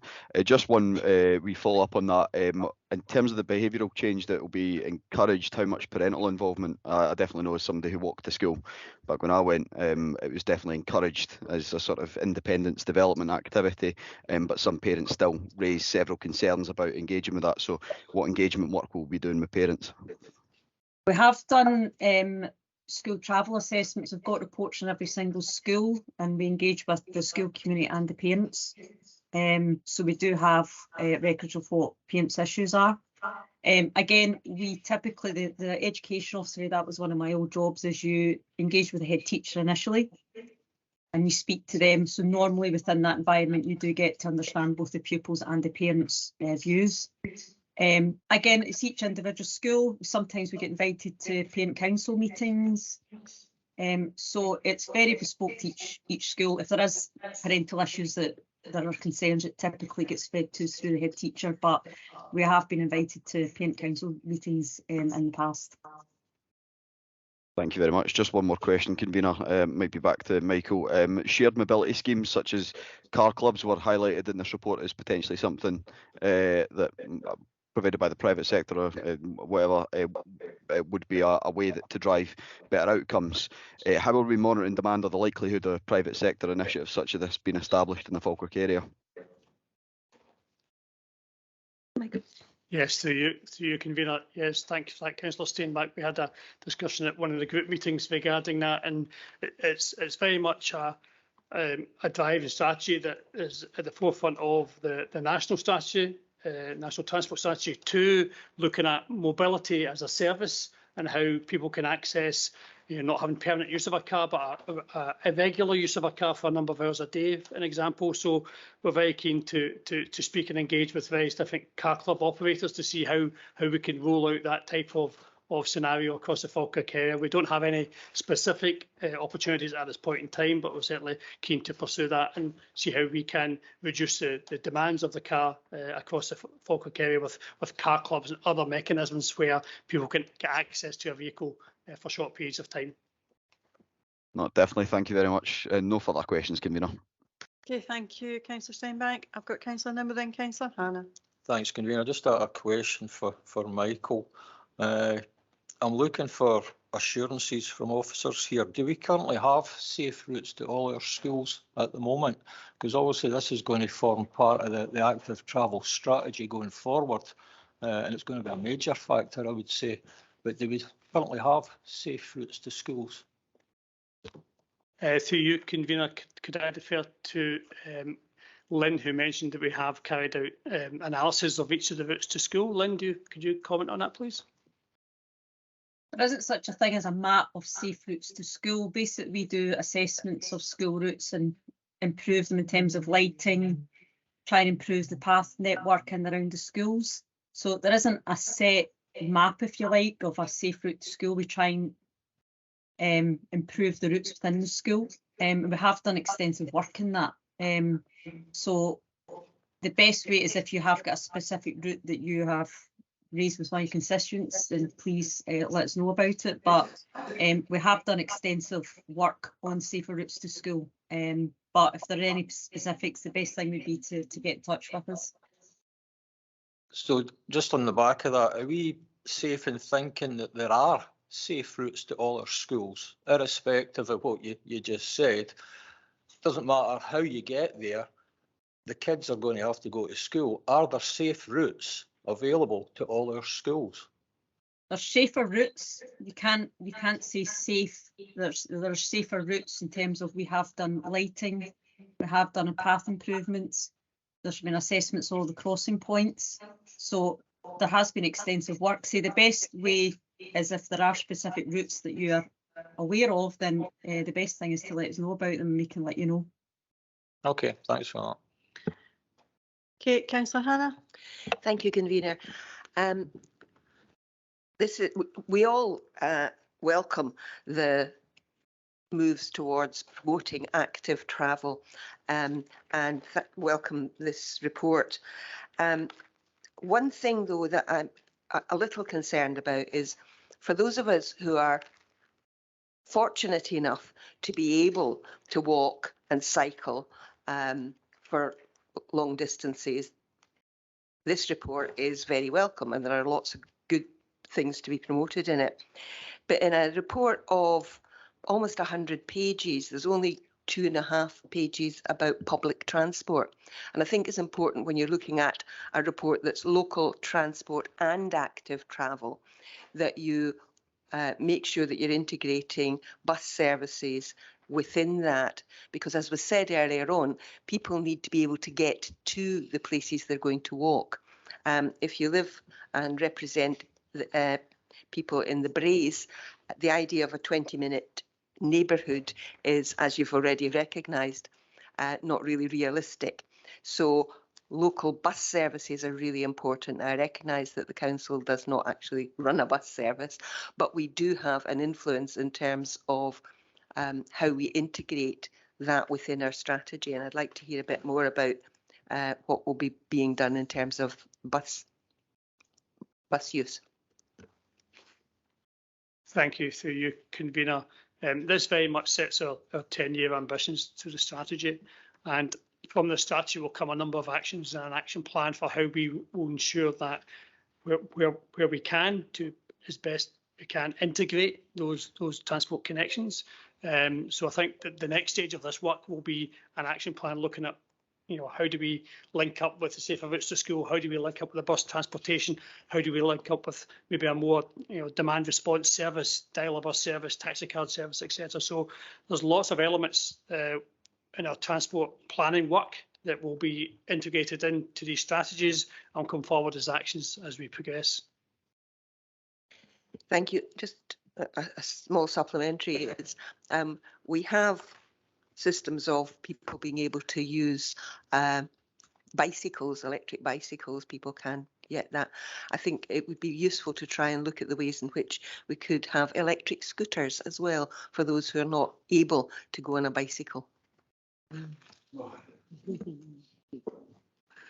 think that becomes a wee bit fraught with yeah, but no, I'm just thinking that with legislation, etc., and then the licenses, etc., and maintenance, etc. We do have a short mobility scheme, which helps support those within our town centres. But having those available wider, I think, has significant problems. And I declare that many years ago now, that was my job, and going out and about with a trailer up to Callander and various other places. It was very expensive, but also it was fraught with difficulties. And now with the various legislation around the particular types of mobility type scooters that you have, and the public liability insurance, it would be very difficult to make a cost-effective scheme to do that. But it is something that can be looked at for certain areas, but maybe not as broad as some would perhaps think. Okay, Councillor Kerr. Thanks, convener. Like everybody else, I welcome this report and thank everybody who contributed to it, and really supportive of the strategy, and look forward to the actual action plan come forward in the future. I think it'll be important for the council to have the plan. It's already been highlighted by Councillor Steenbank regarding the schools, and I don't think there's any of the 30 elected members who doesn't have a problem with the schools with parking, with parents and carers driving to the schools when possibly through education that they can alleviate that and start walking with their children. And I'm sure everybody in the room has that problem. So getting the, as Lynn's already mentioned, getting the behavioural change and getting the education towards these, towards the schools will hopefully help. With regards to what's already been mentioned with the buses, as we know, the price of buses have went up recently. And I'll be lucky after Monday, that'll not affect me because I've got my bus pass on Monday. You're never that age, James. Well, I thought they dropped it to 40. Anyway, moving on. But through the plan hope that we can work with the companies, the bus companies that can make these journeys affordable. Because as Councillor Hannah's mentioned, the outlying areas is a very important way of transport. And just probably the last bit, convener, the electric bikes would be as a great initiative. It'd be nice to get it to the outlying areas as well. And if it's possible to look at that in the plan. And I know they get well used in the Falkirk town area, but the outlying areas, I think, would appreciate them as well. So thanks very much, convener. Okay, thank you for that. Any comment on around that at the moment, Michael? So you convener, certainly keen to explore wider use of e-bikes where that's practical and possible. Yes, I'm happy to look at that. Okay. Convener, I've got another question if I can ask it. Okay, very quickly. There's currently a cycle to work scheme for staff, and it's only available at certain times of the year. I'm just wondering if that could be extended to cover the whole year. Okay, are you aware of that, Michael? Or Karen? Oh, Colin, sorry. I'll get it right one time. Thanks, convener. Yeah, Councillor Nimmo is correct that the cycle to work scheme is only available at a certain window during the year, and that's primarily just to try and reduce the administrative costs associated with that particular scheme. There is a lot of administration that sits behind the eligibility to allow that to be administered, and that's the reason why it is maintained only at a particular time of the year. But I think there'd be no harm in looking at the issue of could it be extended, and I'm happy to take that away. Okay, thank you.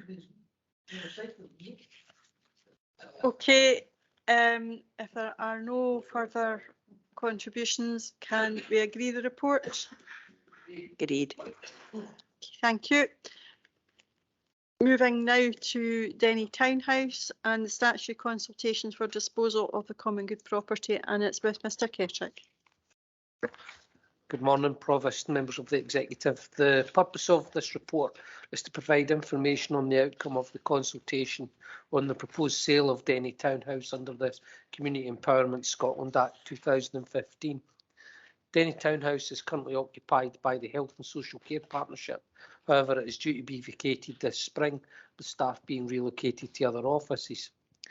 Being originally designed as a municipal building, largely it is made up of cellular offices as a general layout, and the restrictions this represents make it unsuitable for alternative council uses. The property is, whilst in satisfactory condition, given its age and potential substantial future investment requirements, it is not sustainable for us to sustain it, to refurbish it for long-term operational purposes. Council Executive declared the property back in November 2020 as being surplus to operational requirements, and it was highlighted at the time the property was considered as common good, and therefore a public consultation exercise was required to be undertaken. The consultation process is outlined in section 5.1, and the consultation comments and proposed responses are provided in Appendix 2. There were 58 responses, with 35 against the proposal to dispose, which is 61.4%. 7 of these were against the disposal on the basis of retaining the historic building features, although it's not listed or in a conservation area. It is noted in the report of section 5.7 that through both planning and title conditions, the historic features can be preserved. If reflecting upon this, and then this could be construed, a marginal amount of 51% would be in favour. However, that was not the basis of the question and the feedback that was provided.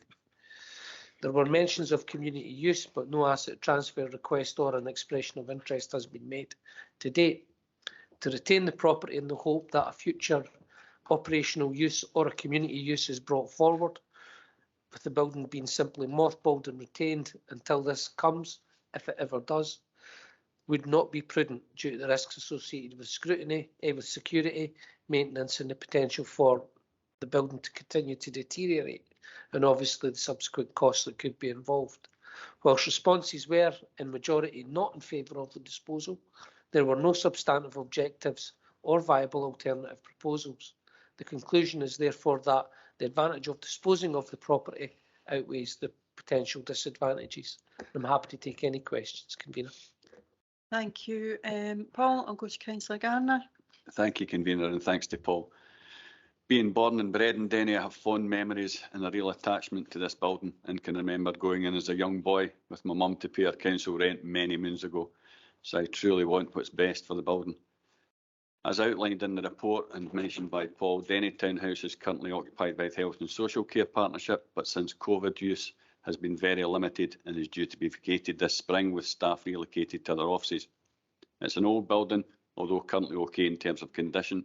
It has limited layouts, so no other uses have been identified for it, and it's a long time since it has been used for public-facing operations. It was declared surplus in 2020, and as a common good property, a public consultation exercise is needed to be undertaken to consider any proposed sale required before a final decision by council could be made. The consultation did not attract any community ownership interest, but that may still come forward as the process progresses. Whilst the majority of responses were against the disposal of the property, some of these were mainly about retaining the historic features. We need to ensure that the property does not simply get mothballed and potentially fall into disrepair, as mentioned.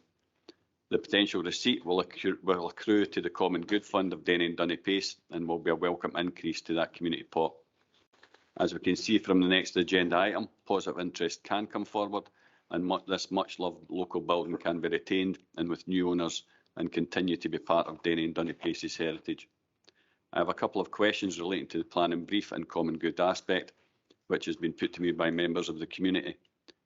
It's probably better, it'll be better for Paul to answer this, and he maybe did a wee bit. Can you confirm that as part of the planning, the frontage external elevation will be retained and that protection will be given as part of the sale to the stained glass window? A stunning piece which features the Borough Seal, an original feature dating back to 1932, depicting the Angel of Peace above the bridge over the River Carn, holding an olive branch and an anvil and hammer, representing the iron foundries which many will remember in our town. These features of the property mentioned, which will add to the quality and value of the property, and the stone plaque stating that is the townhouse, and another one mentioned when the foundation stone was laid in 1931 by the then Provost, which gives some historical information, will be included and protected as part of any sale. Also, why has this come before us in this manner and not part of the SPR process that many other council-owned properties are currently part of? Okay, Paul. Thank you, Convener. I'll take the second part first in terms of why this property has come before us now. It was declared surplus in 2020 before the current iteration of the strategic property review was brought forward. It was already declared surplus at that point and therefore subject to the common good consultation. In terms of the second part, we can impose, as we have done on other sales, such as the one that is following this at Kilnall House, restrictions through the marketing, through planning, and also contractual and also through title condition burdens to preserve historic features. And we will work with colleagues in planning to ensure that that's the case, particularly in relation to the stained glass window, which is a fairly stunning feature within the building. And we'd be happy to do that. And then ultimately, if there was a decision today to progress with the sale, that sale would again come back before the council executive for determination, and members would be free to scrutinise the conditions and the offers that were being imposed on the sale. Thank you, Mr Kettrick. And with that in mind, I'm happy to agree the recommendations and look forward to what offers we receive, which will protect the townhouse. Thank you.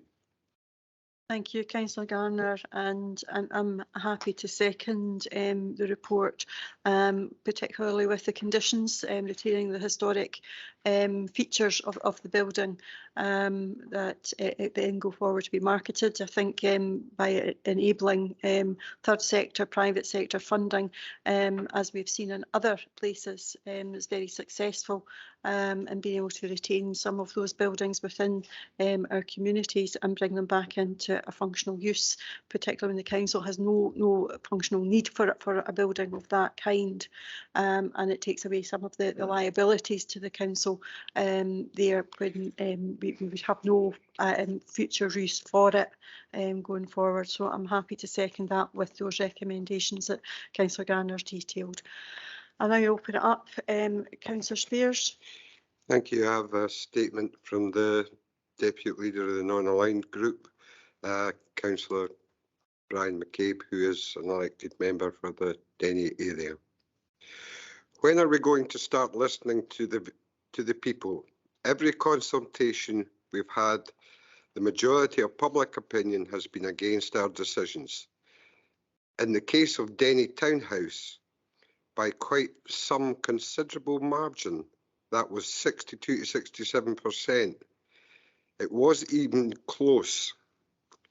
DTH was Denny Townhouse was on the strategic property review with 132 other properties. Why was it singled out for prior disposal? Why was it removed from SPR? Has there been someone express an interest in the property? Question mark. Our town halls were only recently identified as core properties. Grangemouth, Bowness, and strangely, the Dobby Hall, which isn't even a town hall. They were removed from the SPR. Why not Denny Townhouse? It's got a municipal chamber. I believe, why is it being treated differently from all other properties? That's the view of the local councillors. I know that Councillor Brian McCabe himself sees the townhouse disposal as yet another loss of an inherent link to the proud history of the Denny and Dunnipace Borough town, the most architecturally unique building in the ward, and we are disposing of it. It is not a listed building, and no matter what we say here about planning protections, we know that won't happen. What are the local members proposing to protect the building? If you get pushed, no, sorry, it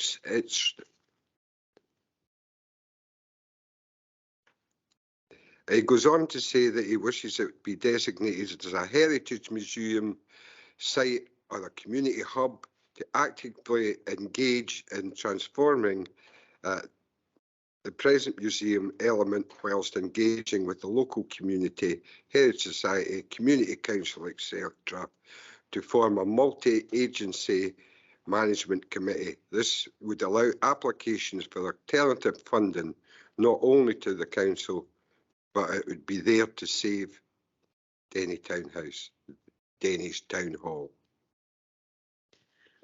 Okay, thank you, Councillor Spears. I think Mr Kenrick's probably answered most of the points already raised in that, but I don't know if there's anything else you want to add to that, Mr Kenrick, but particularly around the desire to see the building reuse. That's not something that's within our gift. We would need a community interest company to come forward if they wish to make that case and look at asset transfer. Yes, convener, it's worth noting that until the property actually leaves our ownership, it is available for community asset transfer under the Community Empowerment Act. So if there is any community interest, then they should come forward and make themselves known as quickly as possible to retain the property for some potential future use by the council, which is undetermined, or for some future community use, which is undetermined, would not, in my view, represent best value for the council, irrespective of the historic features that the building has. And to pick up on the point regarding the strategic property review, it may have formed part of previous iterations many years ago, Denny Townhouse being in there. However, on my watch, it was previously declared surplus, and I picked it up at the common good consultation stage, and will progress it in accordance with the surplus property procedures, which is next to consider it for marketing. Thank you. Can I pick up on one of Councillor McCabe's questions? Why was this not seen as a core property like other town halls? And firstly, in terms of core properties, the designation of core properties for the town halls, Dobie Hall, Bowness and Grangemouth, formed part of an amendment a motion to the council executive paper last year. In terms of Denny Townhouse was declared operationally surplus. It's not core at that point, it is operationally surplus, and that was back in 2020. So in terms of the current iteration of the SPR, it never ever formed part of the deliberations as to whether or that should be now considered as core, because clearly it was not required for the delivery of a statutory or an operational service. Can I make a request then that you send that in writing to Councillor McCabe, because I know that he's been fiercely lobbied by the Community Council and other bodies within his ward. More than happy to send that in writing. Okay, thank you. Okay, any other questions in relation to? Just a quick question, if I may, convener. Will all the money go to the Denny Dunne Pace Common Good Fund? Yeah, that's the intention. Okay, if there's no other questions for officers, can we agree the report? Okay, thank you. Okay, moving on to the sale of Kilns House, and again we're back with Mr. Kerchick. Thank you, convener.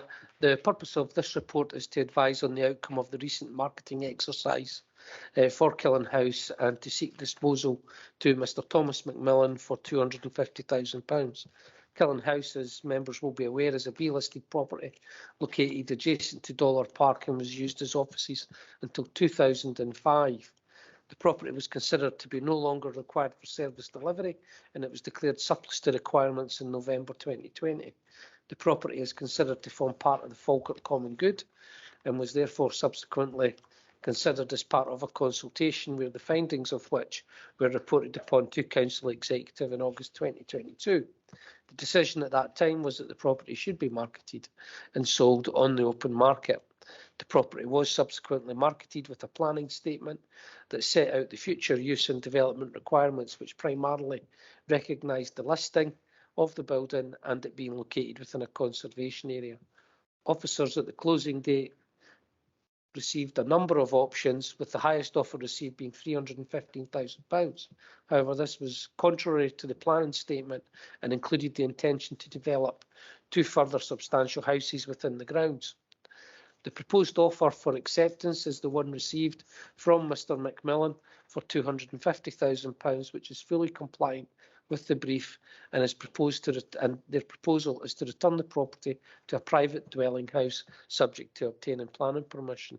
In conclusion, convener, in addition to the capital receipt that will accrue to the Falkirk Common Good Fund, the return of the property to a residential use will remove a semi-derelict property within one of our most prominent parks and conservation areas and will be in keeping with the surroundings. I'm happy to take any questions, convener. Thank you, Mr. Kerchick. I'll go to Councillor Garner. Thank you again, convener. Thanks to Paul. Pleased to see this property being sold and the proposed use as a family home. It will bring to a close a period of uncertainty in the building since it was declared surplus in 2020. It forms part of the common good and has been fully consulted on with the approval in August 2022 that it could be sold. The offer, while not the highest, is considered to be the best offer that is compatible with the planning brief and reflects the protected nature of the location as a conservation area. The capital receipt will be a welcome addition to the Falkirk Common Good Fund. Local member Lorna Binney is a long-term admirer of this building and has given me her thoughts. As the local member for Falkirk South Ward, where Kilns House is situated, I and many others in the ward have a great affection for this beautiful 2-storey sandstone B-listed building built in 1852, which is of local historical significance. Since 2005, this building has remained vacant, and in my time as a councillor, I've had inquiries because of its derelict condition and the impact it has on the surrounding neighbours. I am delighted there has been interest in this property, and I'm pleased that this house will be brought back to life and become a family home. Like many in the community, I am also pleased there is a conservation burden over this property. The people of Falkirk will be delighted to see this house renovated, and I and others wish the lucky owner a wonderful adventure in Kilns House. I'm happy to move the recommendations. Thank you, Councillor Garner. I'm happy to second the recommendations. I'm probably one of the few people in this room that can remember when our leisure services were housed within Kilns House many moons ago, and the various attempts to identify a suitable tenant for the property. It has been challenging over the years. I'm now glad that we are able to actually find a future use for the property, and that it will be considered to be a domestic dwelling, and that will therefore retain the building as it is in its current historic form, in a beautiful setting. So I'm happy to second report, and believe that if the sale goes through, then there'll be a lovely home and grounds for someone for the future, and it will set a bar for any future use of the potential land around the existing town hall municipal buildings going forward. I've got Councillor Steenbank. Thank you, Convener. I do have a few questions for myself, and also ones asked as the member for the local area from the community. Obviously, Paul, you identified that the highest bid on the property was 315,000, but this one brought forward was the one that was compatible. I just got a question. Did all bids higher than the one that was being proposed today include additional freestanding development? Yes, Convener. My understanding is that the highest bid that was compatible with the, in fact, I know the highest bid that was compatible with the planning brief is the one that's under consideration today. I'm just looking at the marketing statement, and the criteria for additional freestanding development were quite onerous, as to be expected in the area that the property is. Without reverting to hypotheticals, was it relatively outside the realm of possibility for any building with additional freestanding development to be put forward in relation to this? Convener, it would have been challenging.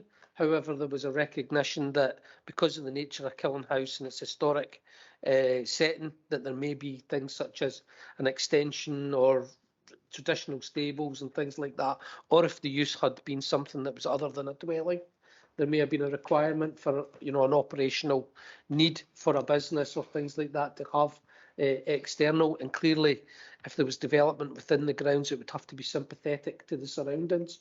The offers that came in, and particularly the highest offer, was not considered to be of that category, and therefore was excluded because it did not comply with the planning brief statement. Yeah. Last question then. Were all bids then subsequently higher than the one accepted residential developments? The highest residential development that was compatible with the brief is the one that's under consideration. Thank you. Okay, Councillor Spears. Yeah, I think this raises more questions than it answers. It would be an ideal site for a house of multiple occupancy, for people to get access to the town and to the unemployment exchange or wherever they need to get to. But here we are selling it to a lower bidder because we consider this area to be only fit for a certain type. I mean, this raises concerns within itself. Are we getting a final price, how much we actually got for Kilns House? Subject to the obtaining of the planning permission, the price that we will obtain is as reported in the report. In terms of the proposals for additional residential development, it was 2 substantial detached houses that were being proposed that were in the highest offer. There has been no mention of anything suggesting housing of multiple occupation in any of the bids. Well, that would help with the housing problem that we have in this area. I think we should maybe go back and look at this again. I know we've had a developers in to the La Scala cinema in Grangemouth that was sold 1 week for 55,000 and back on the market for 215,000 the following week. And people are showing great concerns that Falkirk looks as though, because it's in a desperate strait, that it's up for market here. I think we need to be very clear here why this house is compatible and others are not? Because that's a question the public are answering. Asking, sorry. I think it's maybe related to the fact it is already or it was a dwelling historically. And I think in relation to housing, that's really up to the market to decide. That's not something that we can, but this, as a collective, we put conditions on this particular site going forward to sale. So I think that is what's now being complied with. But Paul, do you want to add anything further? Yeah, just to add, convener, that when we expose a property to the market, we already have an indication as to what we suspect the price will be. The price that has come in reflects the nature of the property, the condition of the property, and colleagues are satisfied that it represents the market value. It was exposed to the market. It drew a lot of attention, particularly through it being reported in the Herald. So we did obtain a number of offers, in which case then we were satisfied that appropriate marketing had been undertaken. If we ever get a scenario where we expose a property to the market and we don't get offers that we feel represent the market value, the property will not come before this committee to be determined. It will be remarketed. And just to highlight again that the receipt from this will go to the common good. It doesn't come to the council. Councillor Kerr. Thanks, convener. I'm sure if we were no open and transparent, we could have just said, right, the highest offer, let's take it. And the company or whoever was buying it goes for planning and doesn't get it. So I think the right thing was to take the clean offer. Then there's no ambiguity what we're selling. The brief was exact, it was required, and the highest bidders came in and bought it at that brief. I'm sure if that, whoever that is, had the opportunity to get another 2 houses on it, he would have bid more than what he bid. And you answered my second question about going to the local common good fund. I'm quite happy to support the recommendations, convener. Okay, thank you, Councillor Kerr. If there are no further contributions, are we happy to agree the report? Okay, thank you. Moving on to our final item, and it's a referral from the Corporate Partnership Forum, and it's with Mr. Moody. Yes, thank you, convener. And this report asks the executive to approve updates to the recruitment and selection policy, which has been considered by the Corporate Partnership Forum. The changes to the policy are outlined at paragraph 5.1 within your report.